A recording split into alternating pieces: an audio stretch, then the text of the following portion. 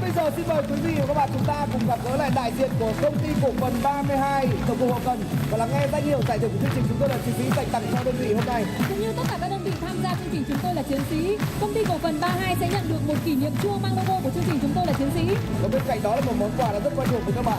Và không thể thiếu giải thưởng 35 triệu đồng. Vâng, xin chúc mừng ạ.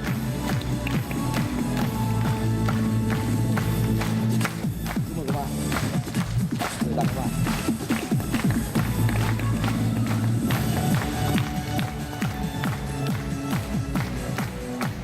Quý vị khán giả truyền thân mến, như vậy gần 1 giờ đồng hồ đã trôi qua cùng với các cán bộ, chiến sĩ và công nhân viên quốc phòng của công ty cổ phần 32 thuộc tổng cục hậu cần đã chuẩn bị khép lại. Và trước khi kết thúc chương trình ngày hôm nay, chúng tôi xin được cảm ơn lãnh đạo thủ trưởng của đơn vị đã giúp đỡ để chương trình chúng ta hoàn thành xuất sắc ngày hôm nay.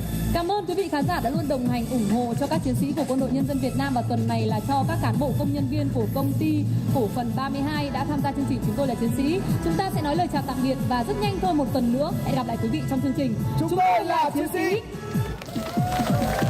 Bạn hãy vui cùng những người lính trẻ rất yêu đời và luôn mơ ước mơ được giữ trong tim mình những tháng năm đồng đội bên nhau.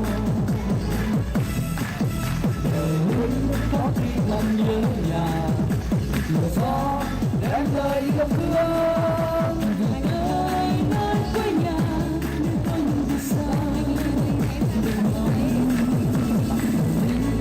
Cây đàn tâm tình và tiếng chỉ là buồn vui. Theo ta đi khắp nơi, Theo bước chân hành quân suốt cuộc đời. Hát to cho các bạn ơi. Nào cùng nhau ta hát lên, chúng ta là chiến sĩ.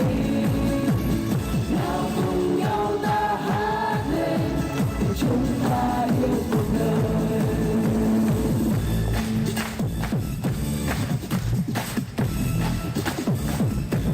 Cảm ơn anh. Cảm ơn anh. cảm ơn các anh ạ. Cảm ơn các bạn cổ động viên ạ. Vâng, cảm ơn các anh ạ. Xin chúc mừng các anh chị. Dạ. Đây tặng Dạ lại vâng cô ạ, này, cảm ơn các sau anh. vui lên, bình tĩnh lên nhá, làm gì mà căng thẳng thế. Vâng, cảm ơn anh. Em vâng ạ, còn anh chúng em tất cả ra ngay buổi tối nay. Chúng tôi xin trân trọng mời các vị đại biểu này quay trở về vị trí để chúng tôi tiếp tục. Sau đây các đồng chí chú ý theo